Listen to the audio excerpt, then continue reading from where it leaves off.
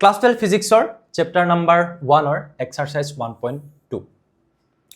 The electrostatic force on a small sphere of charge 0.4 microcoulomb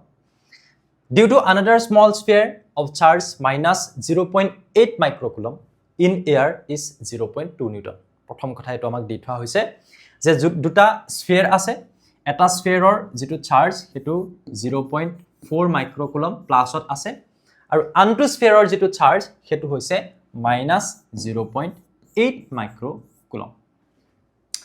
আৰু তাহাতৰ মাজত কিমান ডিসটেন্স আছে আমি নাজানো কিটো আমাক উলিয়াবলৈ কৈছে what is the distance between the two spheres মই ধৰি লব পাৰো যে r হৈছে স্ফিয়াৰ কেটাৰ মাজৰ ডিসটেন্সটো আমাক এটা বস্তু কৈ থোৱা হৈছে যে এই দুটা স্ফিয়াৰৰ মাজত obviously attractive force থাকিব electrostatic attractive force that is given f কিমান দি থোৱা হৈছে 0.2 নিউটন আৰু তুমি উলিয়াব লাগে যে r টো কিমান হয় so very easy তোমালোকে কি কৰিবা সলিউশনত given আমাক এটা বস্তু দি থোৱা আছে বা আমি এটা কাম কৰো আমি ধৰি লও let q1 আমি এই চাৰ্জটো q1 বুলি ধৰি লৈছো plus 0.4 মাইক্ৰোকুলম q2 is equals to কিমান বুলি আমি ধৰি লব পাৰো 0.8 মাইক্ৰোকুলম এটুক আমি q1 আৰু ইয়াক আমি q2 বুলি ধৰি ললো ওকে f তো আমি ধৰি লৈছো আমাক যেটো ফোৰ্স দি থোৱা আছে আমাক f বুলি তো কৈ দিয়া না আমি ধৰি লৈছো f হয় 0.2 নিউটন আৰু আমি ধৰি লৈছো যে যেটো r হয় হেতু হৈছে তাহাতৰ মাজৰ distance between them বা between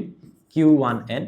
q2 বেছি স্পেসিফিক হৈ যায় এটা বস্তু বিলাক সো এতিয়া আমি কিহৰ হেল্প লম আমি অফ কোৰ্স আমি কুলম্বস লৰ হেল্প লম যেতিয়া আমি দেখিম চাৰ্জ বডি আছে তাহাতৰ মাজত সেপাৰেশন আছে তাহাতৰ মাজৰ ফোৰ্সৰ কথা কোৱা হৈছে সো তেতিয়া আমি obviously কুলম্বস ল আমি ইউজ কৰিম এখিনি আমি লিখি লোৱাৰ পিছত আমি কি কৰিব লাগিব নাও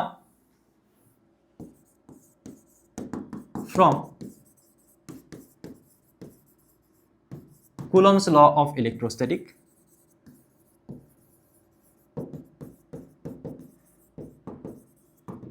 আমি জানো যে f is equals to q1 q2 divided by বা আমি এনেকে লিখো 1 by 4 pi epsilon naught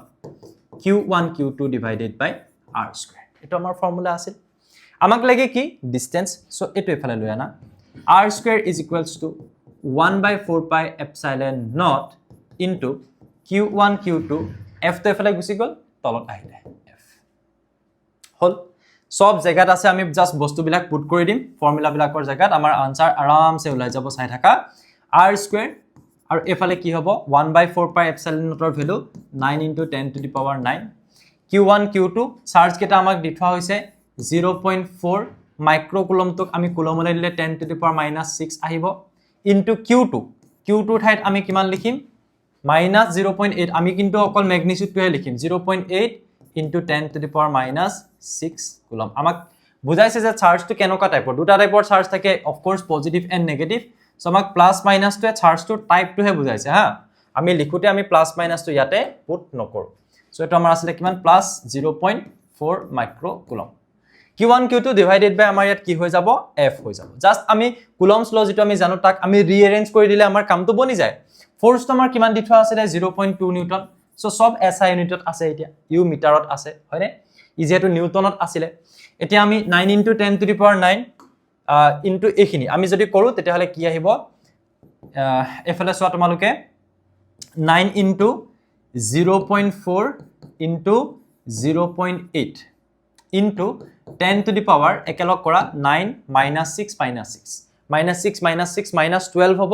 so 9 -12 divided by 0.2 আমি ফিজিক্সৰ অংক বিলাক কৰোতে চাবা যে প্ৰায় এবিলাক মাল্টিপ্লাই কৰি দিয়াতকে এনেকে ৰাখিলে কেতেবা ইজি হয় because 2 into 4 0.8 ইভাগে তোমাৰ দিগদাৰ হে হলতেন so 9 into 4 into 0.4 into 4 কিমান হ'ব 16 বাট আমি 4 into 4 16 হয় পইণ্ট আছে ন এটাৰ আগত 1.6 হ'ব অফ কোৰ্স এবিলাক আৰু ইজি হয় into 10 to the power কিমান হ'ব 9 - 12 কৰিলে আহিব আমাৰ -3 এখিলনেকে বুজি পোৱা গল আমি লেফট সাইডে কি পাই আছো r স্কয়াৰ ডিসটেন্সৰ স্কয়াৰ আমি r টো উলিয়াবগে লাগে সো নেক্সট স্টেপ টুত আমি সিম্পল ম্যাথমেটিক্স হয় এখিনি r square is equals to আমাৰ এফালে কিমান হৈ যাব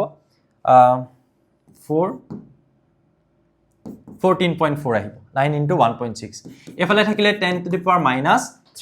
সো আমি ক্যালকুলেশনৰ সুবিধাৰ কাৰণে যেহেতু এফালে স্কয়াৰ আছে আমি ইয়াক পইণ্টটো এটা পিছলে লৈ যাওঁচোন কিমান বুলি লিখিম 144 into 10 to the power minus 1 so এই লজিকটো একদম সিম্পল হয় আমি ইমান মানে স্মল নাম্বাৰ এটাক 144 ডাঙৰ কৰি দিছো সো ডিভাইড কৰিম 10 এৰে এটা পিছলে নিছো 10 to the power minus 1 into 10 to the power minus 3 যদি কৰা 144 into 10 to the power minus 4 হৈ যাব এতিয়া তুমি স্কয়াৰ কৰিবলৈ ভাল পাবা সো তুমি লিখিব পাৰিবা 144 ক 12 স্কয়াৰ আৰু 10 to the power minus 2 whole square বুলি লিখিব পাৰিবা হল 10 to the power minus 4 so তুমি r square is equals to কিমান লিখিবা 12 into 10 to the power minus 2 whole square done so ইয়াৰ পৰা তুমি স্কয়াৰ স্কয়াৰ যদি ক্যান্সেল গুছি যায় তোমাৰ ফাইনাল আনসাৰ আহি গল তাহাতৰ মাজত থকা ডিসটেন্সটো বাবে কিমান হ'ব এই ডিসটেন্সটো 12 into 10 to the power minus 2 divide কৰিলে 0.12 মিটাৰ এটোৱে হৈছে তাহাতৰ মাজত থাকিবলগিয়া সেপাৰেশন কোৱেশ্চনটোৰ নেক্সট পাৰ্টটোত আমাক ইজিকে এটা বস্তু যা সুৰি হৈছে কনসেপচুয়ালি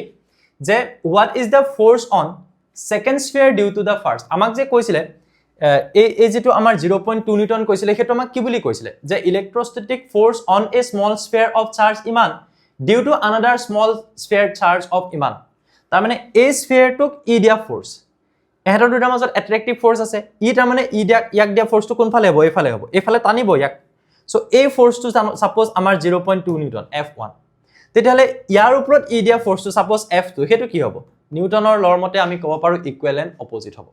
গতিকে সেই ফোৰ্সটো কি হ'ব 0.2 নিউটনে হ'ব ডাইৰেকশন অপোজিট হ'ব বাট তাৰ ম্যাগনিটিউডটো বেলেগ একো নহয় 0.2 নিউটনে হ'ব সো সেকেন্ডৰ আনসাৰ এটোৱে জাস্ট আমি লিখি দিলে হল according to second law of according to Newton's third law মতে every action has equal and opposite reaction আমাৰ আছিলে সো action টোৰ নিচিনা হৈছে যে ইয়াক ফোৰ্স দিছে সো ইয়াক ফোৰ্স দিব ৰিএকশন নিচিনাকে সো আলটিমেটলি সেই ফোৰ্সটো ইকুৱেল হ'ব কিমান হ'ব 0.2 newton but opposite in the direction হেতুৱে সো এটো আমি এটা সিৰিজত কৰি আছো তোমালোকে প্লেলিস্টটো চেক কৰিব পাৰা আমাৰ ডেসক্ৰিপচনত গৈ তাতে তোমালোকে এই এক্সাৰসাইজৰ লগতে এতিয়ালৈকে যিমানখিনি কৰা আছে হেখিনি এড হৈ গৈ থকা দেখিবলৈ পাবা আৰু মই চেষ্টা কৰিম যিমানখিনি পৰা যায় হিমানখিনি যাতে তোমালোকৰ সৈতে ডিসকাস কৰিব পাৰো থ্যাংক ইউ নতুন এটা ভিডিওত পুনৰ লগ পাম